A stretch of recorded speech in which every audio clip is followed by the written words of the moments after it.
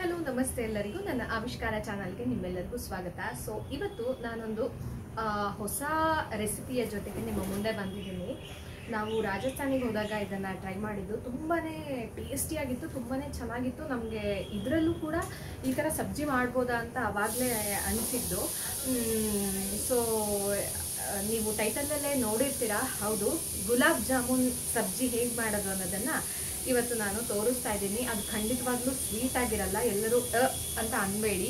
ಗುಲಾಬ್ ಜಾಮೂನಲ್ಲಿ ಸಬ್ಜಿ ಮಾಡ್ಬೋದಾ ಅಂತ ಹೇಳಿಬಿಟ್ಟು. ಸೊ ನಾನು ಹೇಗೆ ಮಾಡೋದು ಅನ್ನೋದನ್ನು ಸ್ಟೆಪ್ ಬೈ ಸ್ಟೆಪ್ ನಿಮಗೆ ತೋರಿಸ್ತೀನಿ. ತುಂಬಾ ಟೇಸ್ಟಿಯಾಗಿರುತ್ತೆ. ನೀವು ಕೂಡ ಮನೆಯಲ್ಲಿ ಒಂದ್ಸತಿ ಟ್ರೈ ಮಾಡಿ ನೋಡಿ.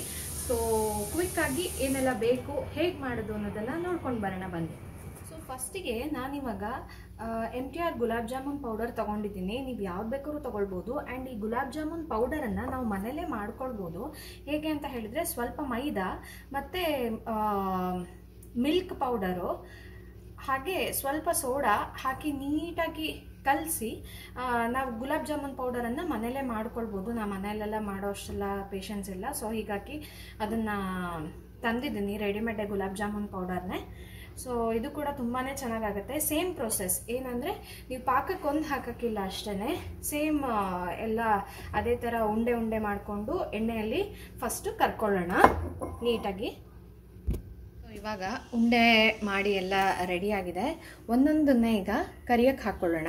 ಮೀಡಿಯಮ್ ಫ್ಲೇಮಲ್ಲೇ ಕರ್ಕೊಳ್ಬೇಕು ಎಲ್ಲದನ್ನು.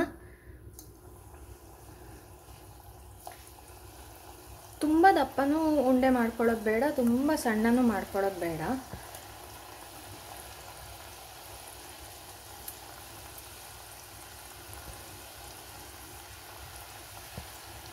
ಈಗ ಜಾಮೂನೆಲ್ಲ ನೀಟಾಗಿ ನಾನು ಕರ್ಕೊಂಡು ಬಂದಿದ್ದೀನಿ. ಈ ಥರ ಇದ್ದರೆ ಸಾಕು. ಇಷ್ಟು ಸಣ್ಣನೇ ಮಾಡ್ಕೊಳ್ಳಿ ಸಾಕು. ಸೊ ಈಗ ಮಸಾಲೆಗೆಲ್ಲ ಏನೆಲ್ಲ ಹಾಕ್ಕೊಳ್ಬೇಕು ಅನ್ನೋದನ್ನು ನೋಡ್ಕೊಂಡು ಬರೋಣ. ಮೊದಲಿಗೆ 3 ಮೀಡಿಯಮ್ ಸೈಜ್ ಟೊಮೆಟೊ, ಹಾಗೆ 4ರಿಂದ 5 ಹಸಿಮೆಣಸು, ಮತ್ತು ಸ್ವಲ್ಪ ಒಂದು 5ರಿಂದ 6 ಎಸಳಷ್ಟು ಗೋಡಂಬಿನ ಹಾಕ್ಕೊಂಡು ಚೆನ್ನಾಗಿ ಪ್ಯೂರಿ ಮಾಡ್ಕೊಂಡು ಬರೋಣ. ಫಸ್ಟು ಒಂದು ಬಾಣಲೆಗೆ ನಾನು ಎಣ್ಣೆ ಹಾಕ್ಕೊಂಡಿದ್ದೀನಿ. ಎಣ್ಣೆ ಸ್ವಲ್ಪ ಕಾಯಲಿ. ಎಣ್ಣೆ ಸ್ವಲ್ಪ ಕಾದ ನಂತರನೇ ಈ ಎಣ್ಣೆಗೆ ನಾವೇನು ಮಾಡಿಬಿಡ್ತೀವಿ, ಮಸಾಲೆಗಳನ್ನು ಹಾಕ್ಕೊಳ್ತೀವಿ. ಆ್ಯಕ್ಚುಲಿ ನಾರ್ತ್ ಸೈಡಲ್ಲೆಲ್ಲ ಸಬ್ಜಿ ಮಾಡ್ತಾ ಅವರು ನೀರಲ್ಲಿ ಕದ್ರಬಿಟ್ಟು ಮಸಾಲೆ ಹಾಕ್ತಾರೆ. ಇಲ್ಲ ಅಂತ ಹೇಳಿದರೆ ಹೀಗೆ ಆನಿಯನ್ನು ಬೇರೆ ನಾವು ಇದೆಲ್ಲ ಹಾಕೋಕ್ಕಿಂತ, ಸಬ್ಜಿ ಎಲ್ಲ ಹಾಕೋಕ್ಕಿಂತ ಮುಂಚೆ ಅವರು ಮಸಾಲೆಗಳನ್ನು ಹೀಗೆ ಕರ್ಕೊಳ್ತಾರೆ. ಆವಾಗ ಆ ಮಸಾಲೆ ಘಮ ತುಂಬ ಚೆನ್ನಾಗಿ ಇದಾಗುತ್ತೆ, ಮತ್ತು ಮಸಾಲೆನೂ ಕೂಡ ತುಂಬ ಚೆನ್ನಾಗಿ ಬೆಂದಿರುತ್ತೆ. ಆ ಟೇಸ್ಟ್ ಕೂಡ ಬೇರೆ ಥರ ಇರುತ್ತೆ, ಫ್ಲೇವರ್ಫುಲ್ಲಾಗಿ ಬರುತ್ತೆ ಅಂತ ಹೇಳಿಬಿಟ್ಟು. ಸೊ ನಾನು ಕೂಡ ಈ ಸತಿ ಅದೇ ರೀತಿ ಟ್ರೈ ಮಾಡ್ತಾಯಿದ್ದೀನಿ. ಇವಾಗ ಎಣ್ಣೆ ಕಾದಿದೆ. ಮೊದಲಿಗೆ ಸ್ವಲ್ಪ ಜೀರಿಗೆ ಹಾಕ್ಕೊಳ್ಳೋಣ. ಲೋ ಫ್ಲೇಮಲ್ಲಿ ಇಟ್ಕೊಳ್ಬೇಕು. ಆಮೇಲೆ ಸ್ವಲ್ಪ ಕಸೂರಿ ಮೇಥಿ ಹಾಕ್ಕೊಳ್ತಾ ಇದ್ದೀನಿ. ಆಮೇಲೆ ಕೊರಿಯಾಂಡರ್ ಪೌಡರು ಸ್ವಲ್ಪ ಹಾಕ್ಕೊಳ್ಳಿ, 1 ಟೇಬಲ್ ಸ್ಪೂನ್ ಅಷ್ಟು. ನಂತರ ಜೀರಾ ಪೌಡರು, ಅದು ಕೂಡ 1 ಟೇಬಲ್ ಸ್ಪೂನ್ ಅಷ್ಟು ಹಾಕ್ಕೊಳ್ಳಿ. ಆಮೇಲೆ ಸ್ವಲ್ಪ ಅರಿಶಿಣ ಹಾಕ್ಕೊಳ್ಳೋಣ. 1 ಚಿಟಿಕೆ ಅಷ್ಟು ಅರಿಶಿಣ ಹಾಕ್ಕೊಂಡು ಈ ಮಸಾಲೆಗಳನ್ನು ಚೆನ್ನಾಗಿ ಬೇಯಿಸ್ಕೊಳ್ಬೇಕು. ಎಣ್ಣೆಯಲ್ಲಿ ಚೆನ್ನಾಗಿ ಈ ಮಸಾಲೆ ಕರಟದಲ್ಲೇ ಇರೋ ಹಾಗೆ ಬೇಯಿಸ್ಕೊಳ್ಳೋಣ. ಒಂದು 30 to 40 ಸೆಕೆಂಡ್ಸ್ ಸಾಕಾಗುತ್ತೆ. ನೋಡಿ, ಇವಾಗ ಇದು ಚೆನ್ನಾಗಿ ಆಗಿದೆ. ಈಗ ನಾವು ಪೇಸ್ಟ್ ಮಾಡ್ಕೊಂಡು ಬಂದಿರುವಂಥ ಈ ಟೊಮ್ಯಾಟೊ ಪ್ಯೂರಿನ ಇದಕ್ಕೆ ಹಾಕ್ಕೊಳ್ತಾ ಇದ್ದೀನಿ.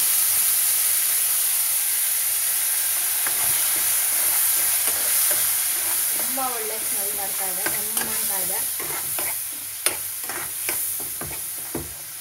ಸ್ವಲ್ಪ ಜಾರಿಗೆ ನೀರು ಹಾಕ್ಕೊಂಡು ಅದನ್ನು ಕೂಡ ನೀಟಾಗಿ ಹಾಕೊಂಡು ಬಿಡ್ತಾ ಇದ್ದೀನಿ. ಇದನ್ನು ಒಂದು 4ರಿಂದ 5 ನಿಮಿಷ ನಾವು ಚೆನ್ನಾಗಿ ಆ ಎಣ್ಣೆ ಬಿಡೋಷ್ಟು ಹೊತ್ತು ಬೇಯಿಸ್ಕೊಳ್ಬೇಕಾಗತ್ತೆ. ನೀಟಾಗಿ ಅದು ಆಗಬೇಕು. ಎಣ್ಣೆ ಬಿಡೋದು ನಿಮಗೆ ಗೊತ್ತಾಗುತ್ತೆ. ಅಲ್ಲಿ ತನಕ ಇದನ್ನು ನಾವು ನೀಟಾಗಿ ಒಂದು ಸ್ವಲ್ಪ ಹೊತ್ತು ಹೀಗೆ ಮಾಡಿ ಮೀಡಿಯಮ್ ಉರಿಲಿನೇ ನೀವು ಇದನ್ನು ಮಾಡ್ಕೊಳ್ಬೇಕಾಗತ್ತೆ.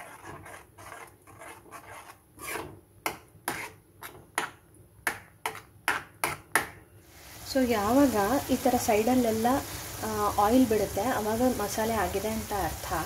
ಇವಾಗ ಏನು ಮಾಡಬೇಕು ಅಂದರೆ ಮೇನ್ ಇಂಗ್ರೀಡಿಯೆಂಟ್ ಕರ್ಡ್ ಹಾಕ್ಕೊಳ್ಬೇಕು. ಸ್ವಲ್ಪನೇ ಕರ್ಡ್ ಹಾಕ್ತಾ ಬರೋಣ ನಿಧಾನಕ್ಕೆ, ಇಲ್ಲ ಅಂತ ಹೇಳಿದರೆ ಒಡೆದೋಗ್ಬಿಡುತ್ತೆ. ಹೀಗಾಗಿ ಮೀಡಿಯಮ್ ಫ್ಲೇಮಲ್ಲೇ ಇಟ್ಟುಕೊಂಡು ಕರ್ಡ್ ಹಾಕಿ ನೀಟಾಗಿ ಹೀಗೆ ಮಿಕ್ಸ್ ಮಾಡ್ತಾ ಬನ್ನಿ. ಆ ಕರ್ಡ್ ಚೆನ್ನಾಗಿ ಮಸಾಲೆ ಜೊತೆಗೆ ಹೊಂದ್ಕೊಳ್ಬೇಕು. ಇನ್ನೊಂದು ಸ್ವಲ್ಪ ಕರ್ಡ್ ಹಾಕ್ಕೊಳ್ಳೋಣ, ಸಾಕು.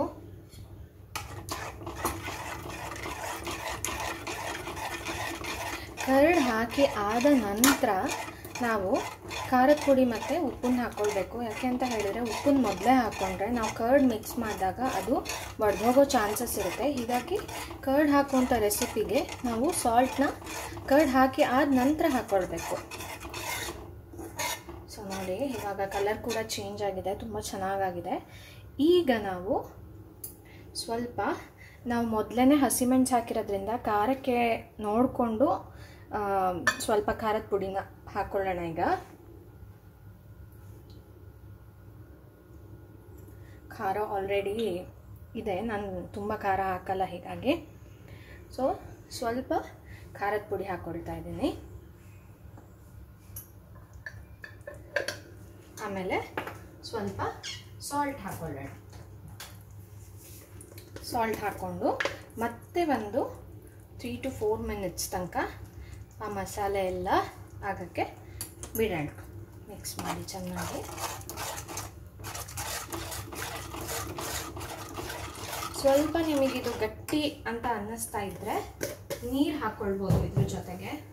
ನಾನು ಸ್ವಲ್ಪ ನೀರು ಹಾಕ್ತಾ ಇದ್ದೀನಿ. ಇವಾಗ ಸ್ವಲ್ಪ ನೀರು ಹಾಕ್ಕೊಂಡು ನಿಮಗೆ ಯಾವ ಕನ್ಸಿಸ್ಟೆನ್ಸಿಗೆ ಬೇಕು ಆ ಕನ್ಸಿಸ್ಟೆನ್ಸಿಗೆ ಅದನ್ನು ತಗೊಂಡು ಇನ್ನೂ ಒಂದು 3 to 4 minutes ಇದನ್ನು ಮೀಡಿಯಮ್ ಉರಿನಲ್ಲೇ ಇಲ್ಲ ಲೋ ಫ್ಲೇಮಲ್ಲಿ ಚೆನ್ನಾಗಿ ಕುದಿಲಿಕ್ಕೆ ಬಿಡಿ. ಇದರಲ್ಲಿ ಮೇನ್ ಅಂದರೆ ಮಸಾಲೆ ತುಂಬ ಚೆನ್ನಾಗಾಗಬೇಕು. ಮಸಾಲೆ ಚೆನ್ನಾಗಾದಷ್ಟು ನಿಮಗೆ ಟೇಸ್ಟ್ ತುಂಬ ಚೆನ್ನಾಗಿ ಬರುತ್ತೆ. ಆ್ಯಕ್ಚುಲಿ ನಮಗೆ ನಾವಲ್ಲಿ ತಿಂದಾಗ ಅದು ಜಾಮೂನ್ ರೆಸಿಪಿ ಅಂತ ಗೊತ್ತೇ ಆಗಿರಲಿಲ್ಲ, ಬಿಕಾಸ್ ರ್ಯಾಂಡಮ್ ಆಗಿ ಆರ್ಡ್ರ್ ಮಾಡಿದ್ದು ನಾವು. ಅವ್ರು ಹೇಳಿದ ಮೇಲೇ ಗೊತ್ತಾಗಿತ್ತು.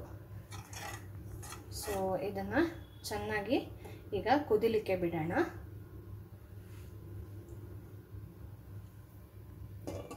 ಈಗ ನೋಡ್ಬೋದು ನೀಟಾಗಿ ಸೈಡಲ್ಲೆಲ್ಲ ಎಣ್ಣೆ ಬಿಟ್ಕೊಂಡಿದೆ. ಸೊ ಇದು ಚೆನ್ನಾಗಾಗಿದೆ.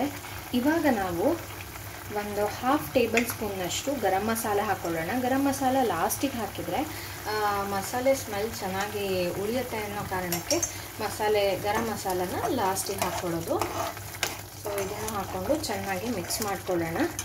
ಈಗ ನಾವು ಮಾಡಿಟ್ಕೊಂಡಿರುವಂಥ ಜಾಮೂನ್ ಉಂಡೆಗಳನ್ನು ಹಾಕ್ಕೊಳ್ಳೋಣ ಇದಕ್ಕೆ.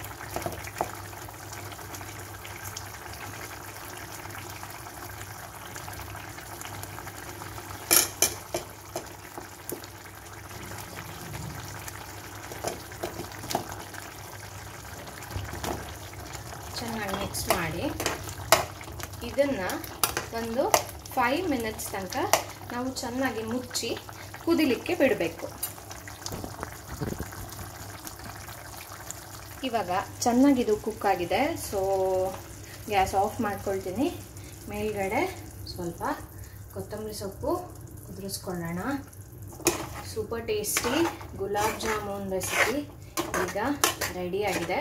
ಸರ್ವಿಂಗ್ ಬೌಲ್ಗೆ ಸರ್ವ್ ಮಾಡ್ಕೊಳ್ತೇನೆ.